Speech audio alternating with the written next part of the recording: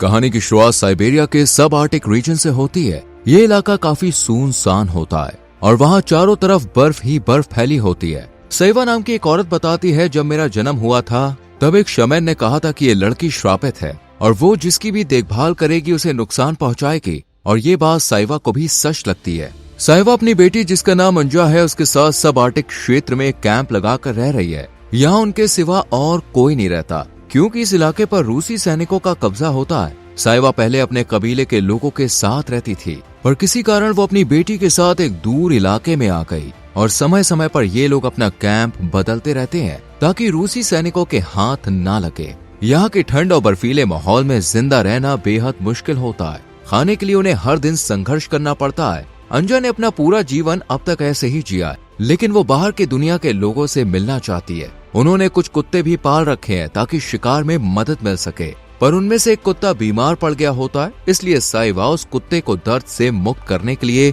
उसका गला काट के मार देती है। इसके बाद साइवा और अंजन अपना सामान लेकर बोट से नई जगह ठहरने की तलाश में निकलते हैं। उन्हें आगे जाकर कुछ रूसी सैनिक दिखाई देते हैं जहां रेलवे ट्रैक पर निर्माण का काम चल रहा होता है। साइवा और अंजन उन्हें देखकर बहुत डर जाती हैं। उनकी किस्मत अच्छी होती है, रूसी सैनिक उन्हें नहीं देख पाते और दोनों वहां से जल्दी से निकल जाते हैं। काफी देर तक सफर करने के बाद वो एक ऐसे इलाके में पहुंचते हैं जहां उन्हें कोई ढूंढ नहीं सकता। उनके लिए ये जगह एकदम उपयुक्त होती है। इस जगह को आर्कटिक टुंड्रा कहा जाता है। अब वो दोनों यहीं रहने का फैसला करते हैं और अपना टेंट लगाते हैं। फिर वो दोनों टेंट के अंदर सोने चले जाते हैं, पर साइवा को नींद नहीं आती और वो अपने पास रखे हुए भेड़िए के पंजे को देखकर अपने पास्ट को याद करने लगती है। साइवा पहले अपने कबीले के लोगों के साथ रहती थी, पर कबीले के लोगों को लगता था कि साइवा श्रापित है और अगर वो उनके साथ रही तो उनके साथ कुछ बुरा होगा। इसलिए साइवा को गांव से निकाल दिया गया। साइवा जब जंगल में भटक रही होती है तब उसकी मुलाकात एक रेनडियर जनजाति के आदमी से होती है।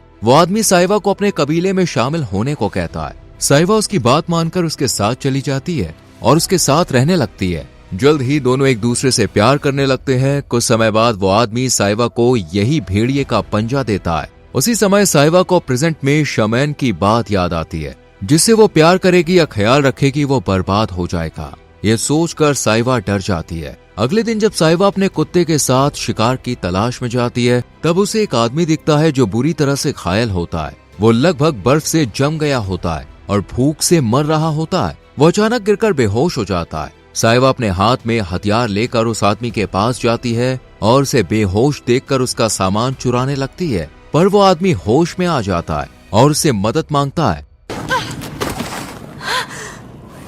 साइवा सोचती है कि उसे इस आदमी को मार देना चाहिए, पर उसे उस पर तरस आ जाता है और वो उसे अपने टेंट में ले आती है, पर वो आदमी फिर से बेहोश हो जाता है। साइवा उसकी चोटों का इलाज करती है और उसकी देखभाल करती है। फिर साइवा उस आदमी का सामान चेक करने लगती है, जिसमें उसे एक मैप और एक रेडियो मिलता है। कुछ देर के बाद जब अंजा वहां आती है तो वो उस आदमी को देखकर हैरान रह जाती है और साइवा से पूछती है, ये आदमी कौन है? इस पर साइवा बताती है, मुझे नहीं पता ये कौन है। जब मैं शिकार पर गई तब ये मेरे सामने घायल हालत में गिर पड़ा और बेहोश हो गया था। अगर मैं इसे लेकर नहीं आती तो ये मर जाता। कुछ देर के बाद जब उस आदमी को होश आता है तब वो अपना नाम लॉकी बताता है। अंजा उसे कहती है कि तुम बहुत खुशनसीब हो कि तुम्हें साइवा ने बचा लिया, क्योंकि हम किसी पर भी जल्दी भरोसा नहीं करते हैं। रात में अंजा लॉकी को सूप बना कर देती है। उसका ध्यान लगातार लॉकी पर ही लगा रहता है, क्योंकि उसने पहली बार किसी लड़के को इतने पास से देखा था। कुछ दिन के बाद जब लॉकी पूरी तरह से ठीक हो जाता है तब वो अंजा और साइवा के साथ नाव में बैठकर शिकार पर जाता है। लॉकी कहता है कि तुम लोगों की वजह से मेरी जान बची,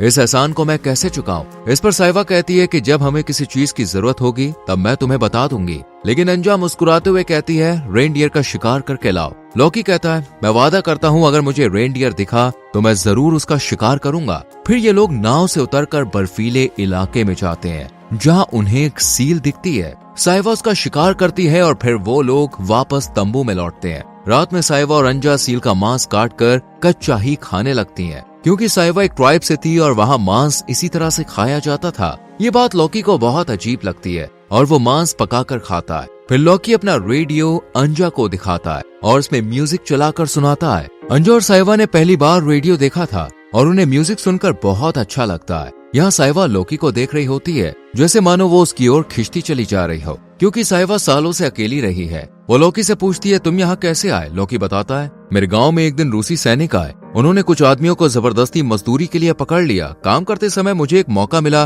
और मैं वहाँ से भाग निकला। फिर कई दिनों तक बिना खाना पानी के भटकता रहा। तभी मुझे तुम दिखी और मेरी जान बचाई। लौकी कहता है, अगर रूसी सैनिकों ने मुझे देख लिया तो वो मुझे मार डालेंगे। साइवा कहती है, जब ठंड कम हो जाए तो तुम यहाँ से चले जाना, तब तक तुम हमारे साथ यहाँ रह सकते हो। क्योंकि साइवा को डर था कि लौकी की वजह से वो लोग मुसीबत में पड़ सकते हैं। लौकी दिखने में सुंदर और ताकतवर है और अंजा उससे आकर्षित होने लगती है। वो लौकी को उसके बालों में कंघी करने को कहती है, जो पहले उसकी माँ किया करती थी। लौकी मुस्कुराते हुए अंजा के बालों में कंघी करने लगता है, पर ये बात साइवा को पसंद नहीं आती और वो अपनी नजरें नीचे कर लेती है, क्योंकि वो लौकी को पसंद करती है। ये बात लौकी को भी समझ में आ चुकी होती है। अगली सुबह लौकी साइवा से बिना पूछे उसकी बंदूक लेकर शिकार करने की चाह में अंजा से अपना वादा पूरा करने के लिए रेनडियर का शिकार करने जाता है। जब उसे एक जगह रेनडियर दिखाई देता है और वो निशाना साध कर शॉट मारने वाला होता है, तभी वहाँ 2 रूसी सैनिक आकर लौकी को पकड़ लेते हैं और उसे अपनी बोट में बैठा कर ले जाने वाले होते हैं। पर लौकी अपना चाकू निकालता है और चालाकी से एक एक करके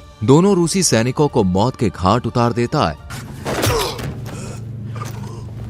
फिर उनका सामान लेकर टेंट में वापस आने लगता है। यहाँ साइवा अंजा से कहती है कि तुम्हें लौकी से बात नहीं करनी चाहिए, तुम उसे अभी तक ठीक से जानती नहीं हो। लेकिन अंजा साइवा की बात सुनने से इनकार कर देती है। तब गुस्से में साइवा टेंट से बाहर निकल जाती है। तभी लौकी सोल्जर का सामान लेकर आता है। वो उससे कहती है कि मुझे तुमसे थोड़ी जरूरी बात करनी है। वो उसे बताना चाहती है कि वो श्रापित है, पर साइवा लौकी को ये बात बताती उससे पहले अंजा वहाँ आ जाती है। लौकी उसे बताता है कि उसने खाने के लिए बहुत कुछ लिया है, जिससे अंजा बहुत खुश हो जाती है और वो दोनों टेंट के अंदर चले जाते हैं। अंजा और लौकी अब एक दूसरे के साथ समय बिताने लगते हैं। ये चीज साइवा के अंदर दर्द की तरह सिमटती जा रही थी और वो अपने अतीत के बारे में सोचने लगती है और कहानी पास्ट में चली जाती है। एक दिन जब साइवा शिकार से लौटकर अपने कबीले में आती है, तब वो देखती है कि किसी ने सारे कबीले के लोगों को मार दिया है। ये देखकर वो टूट जाती है, पर वो देखती है कि उसका बॉयफ्रेंड अभी भी जिंदा है, लेकिन रस्सी से बंधा हुआ था। जब वो साइवा को देखता है तो वो इशारे से उसे छिपने को कहता है। उसकी बात मानकर साइवा छिप जाती है,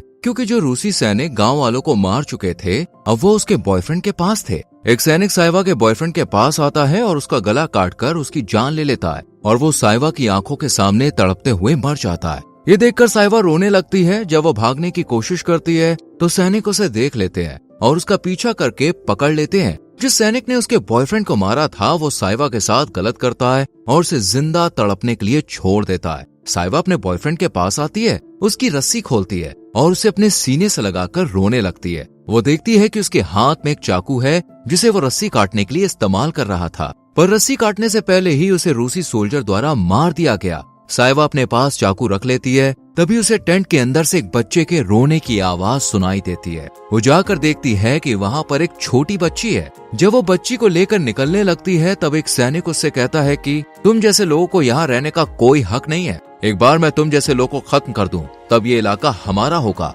इसे सुनकर साइवा समझ जाती है कि ये लोग नेचुरल रिसोर्सेज पर कब्जा करने के लिए ऐसा कर रहे हैं। वो सैनिक कहता है कि हम रास्ता भटक गए, तुम्हें हमें मेन लैंड तक ले चलना होगा। यदि तुम हमारी मदद करोगी तो हम तुम्हें और इस बच्ची को जिंदा छोड़ देंगे। साइवा उनकी बात मान जाती है। जब वो और सैनिक एक रस्सी पकड़कर ग्लेशियर पार कर रहे थे, तब साइवा चाकू से रस्सी काट देती है और सभी सैनिकों को एक दरार में धक्का देकर मार देती है। इसके बाद से साइवा उस बच्ची को पाल पोस कर बड़ा करती है और वो लड़की और कोई नहीं बल्कि अंजा होती है। यानी अंजा साइवा की अपनी बेटी नहीं है। इसके बाद कहानी फिर से प्रेजेंट में लौटती है। साइवा ये सब याद करके भावुक हो जाती है और उसकी आंखों में आंसू आ जाते हैं। धीरे धीरे दिन बीतने लगते हैं। अंजा और लौकी अब पहले से भी ज्यादा एक दूसरे के साथ वक्त बिताने लगते हैं।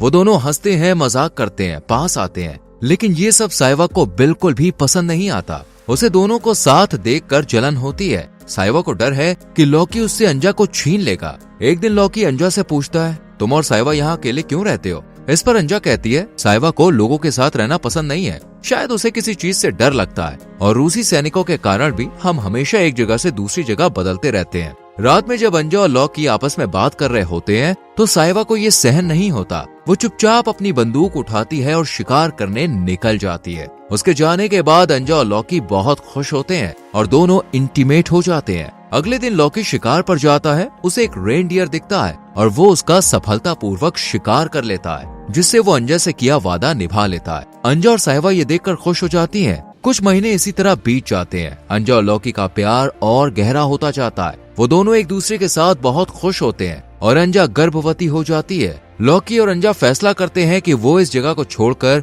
इंसानी दुनिया में जाएंगे और अपना परिवार शुरू करेंगे। अंजा एक दिन साहिबा से कहती है कि मैं प्रेग्नेंट हूँ, मैं अपने बच्चे को एक बेहतर जिंदगी देना चाहती हूँ, इसलिए लॉकी और मैं यहाँ से जा रहे हैं। ये सुनकर साहिबा चौंक जाती है। वो कहती है कि तुम इतना बड़ा फैसला क्यों ले रही हो? तुम लॉकी को ठीक से जानती भी नहीं हो। अंजा कहती है उसने अपने बारे में मुझे सब कुछ बता दिया है। लेकिन साहिबा को ये सुनकर गहरा दुख होता है। अब साहिबा पूरी तरह से अकेली पड़ जाती है। वो अंजा से बात करना भी बंद कर देती है। अंजा और लॉकी यहाँ से निकलने की तैयारी में लग जाते हैं। लेकिन साहिबा को उदास देखकर अंजा उससे पूछती है, क्या तुम भी हमारे साथ चलना चाहोगी? इस पर साहिबा कोई जवाब नहीं देती। रात में लॉकी शिकार पर चला जाता है। तभी साहिबा अंजा से कहती है कि आओ मैं तुम्हारे बालों में कंघी करूं और चोटी बना दूं। अंजा उसके पास आती है और साहिबा उसके बालों में कंघी करती है, चोटी बनाती है और अचानक चालाकी से उसी चोटी से उसका गला घोट के उसे मार डालती है। ये सब करने के बाद साहिबा के चेहरे पर कोई पछतावा नहीं होता है, क्योंकि उसे अंजा से नफरत हो गई थी, क्योंकि वो दिखने में सुंदर और जवान है और लॉकी अंजा की वजह से उसकी ओर देखता भी नहीं था। साहिबा काफी सालों से अकेली थी। जब उसने लॉकी को देखा तब उसे लगा कि लॉकी के साथ वो एक नई शुरुआत करेगी, पर जब उसे ये एहसास हुआ कि लॉकी उसे नहीं बल्कि अंजा को चाहता है और यहाँ से वो दोनों जाने वाले हैं जिससे वो अकेली पड़ जाएगी, तो साहिबा के अंदर ईर्ष्या, गुस्सा और डर एक साथ उमड़ पड़ते हैं और उसका मानसिक संतुलन पूरी तरह से टूट जाता है, जिस वजह से उसने ये कदम उठाया। फिर साहिबा चाकू की मदद से अंजा के चेहरे की खाल उतारती है और उसे मास्क की तरह अपने चेहरे पर चिपका लेती है। वो अंजा के कपड़े पहनकर उसकी तरह रेडी होती है। उसे लगता है कि वो अंजा की तरह दिखेगी तो लॉकी उससे प्यार करने लगेगा। लेकिन जब लॉकी वापस आता है तो वो साहिबा को अंजा समझ बैठता है और उसके साथ संबंध बना लेता है। साहिबा कोशिश करती है कि लॉकी को सच पता ना चले। वो कहती है मैं तुम्हें बहुत पसंद करती हूँ, पर उसकी आवाज सुनकर लॉकी को शक होता है। वो उसका चेहरा ध्यान से देखता है, स्किन को छूता है और उसे समझ आता है कि ये अंजा नहीं बल्कि साहिबा है और साहिबा ने अंजा को मार डाला है। भयभीत होकर लॉकी टेंट से बाहर निकलकर वहाँ से भाग जाता है और साहिबा टेंट के अंदर बैठी रोती रहती है। ये दिखाता है कि जब कोई इंसान अकेलेपन, ईर्ष्या और अस्वीकार की हद तक पहुंच जाता है तो वो किस हद तक पागल और विनाशकारी हो सकता है। और इसी के साथ ये मूवी खत्म हो जाती है। दोस्तों, आपने वीडियो को अंत तक देखा, उसके लिए थैंक यू वेरी मच। आपको मूवी अच्छी लगी हो तो लाइक और शेयर करके चैनल को सब्सक्राइब करें और बेल आइकॉन प्रेस करें, जिससे आने वाली मूवीज एक्सप्लेनेशंस आपसे मिस ना हो। मिलते हैं अगली वीडियो में। Till then bye bye, take care.